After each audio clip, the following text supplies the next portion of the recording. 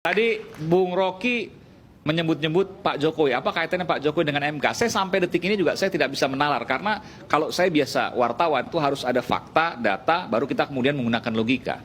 Tapi ketika Bung Rocky nggak ada fakta, datanya saya juga nggak tahu. Saya harus jujur Bung Rocky, datanya saya nggak tahu dari mana, tapi menggunakan logika. Oke, saya terangin. Saya sebenarnya ini giliran Bung Noel. Saya terangin dulu poinnya silakan. supaya Noel bisa lebih bagus bikin komentar itu.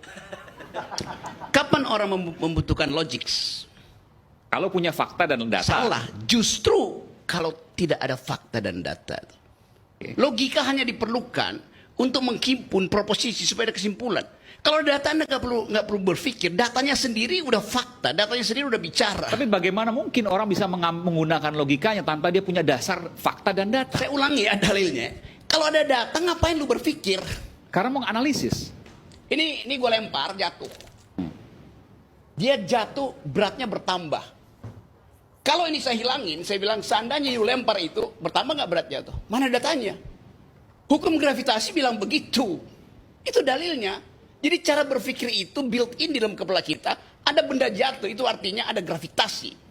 Seberapa besar gravitasi itu? G kali H. Masa kali jarak ke bumi itu.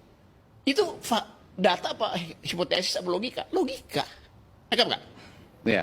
Ya itu. Tapi itu sebuah fakta yang kemudian ditemukan oleh Newton, betul kan?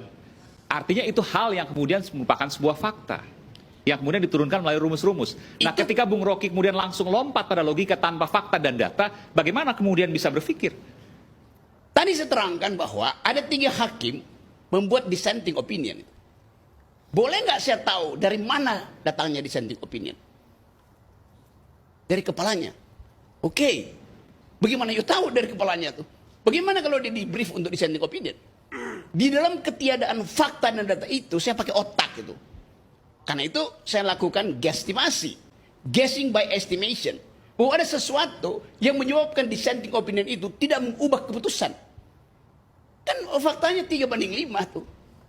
Dan tadi kata Refli, kalau 4 itu, Soeharto Yardisi itu kalah yang. Jadi itu tipis sekali hubungan itu. Nah ketipisan itu yang mesti kita curigai. Dengan apa? Ya dengan otak, kan datanya nggak ada. Kecuali kita buka handphone hakim-hakim itu. Mungkin habis di WA sama Jokowi. Kan soalnya itu. Nah, ini bicara kan mungkin. Mungkin itu kan potensi, bukan fakta, bukan data. Nah, dari mana kemudian bisa ada, ini seharusnya Anda ya? Dari mana? Dari mana kemudian bisa Anda menyimpulkan, ya? Menyimpulkan, saya belum katakan tuh. Bahwa logika Anda, bahwa Pak Jokowi ada di dalam background putusan yang dibacakan kemarin oleh Mahkamah Konstitusi. Halaman 12 novel yang ditulis oleh Arthur Conan Doyle, yaitu judulnya Sherlock Holmes. Sherlock Holmes nggak pernah pakai data, dia pakai otak itu. Itu dasarnya berpikir begitu. Di dalam gini nih, di dalam kekurangan data kita pakai otak, apalagi ketiadaan data, otak kita mesti maksimalkan. Nggak diajarin lah jurnalisme investigasi yang basisnya ada kecurigaan. Hipotesis. Yes. Meskipun hipotesis selalu menggunakan fakta dan data sekecil apapun. Sekarang kita tanya, seandainya semua data nggak ada, you pakai apa? Untuk pergi lakukan investigasi. Pasti akan mengumpulkan fakta dan data sekecil apapun. Pasti akan menemukan. Kata pasti akan menemukan, karena otakmu bekerja, pasti saya akan dapat di situ. Itu namanya heuristik. Menduga sambil mengukur tuh sebelum datanya tiba tuh. Nah kalau datanya nggak tiba, berhenti berpikir, harus terusin berpikirnya. Ini mesti diganti nih, bukan rakyat bersuara, rakyat berpikir. Bung Noel silakan. Bung Noel kayak hati-hati nih mau jawab nih.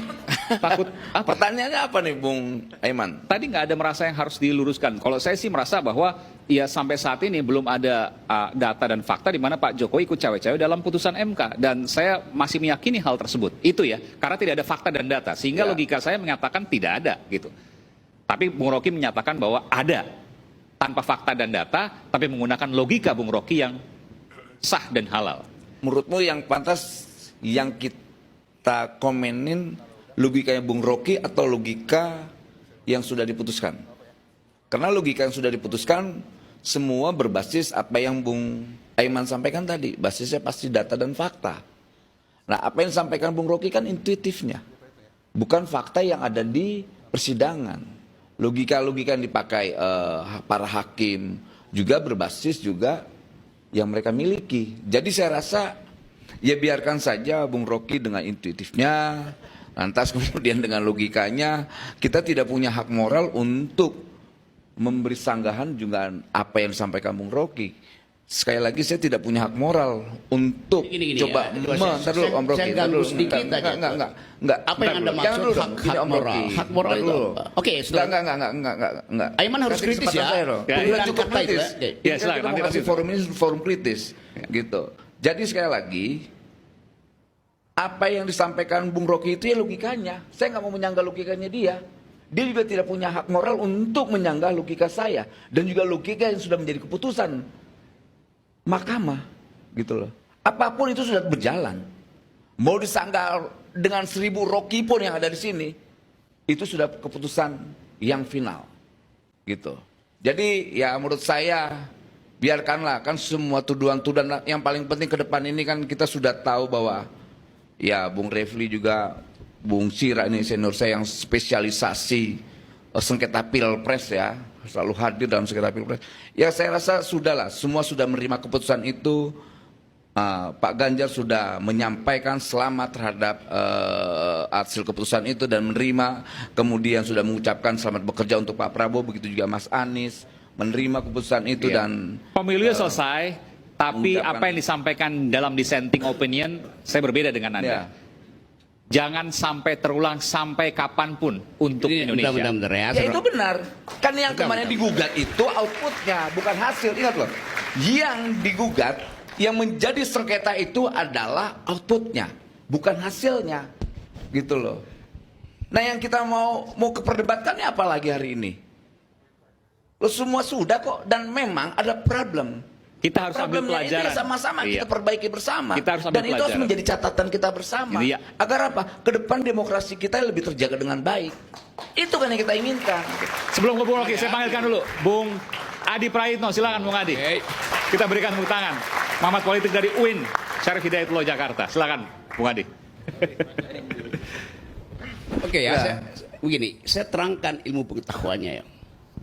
Kalau Anda buat kesalahan logis, kesalahan itu Anda deteksi dengan rumus tentang falasio.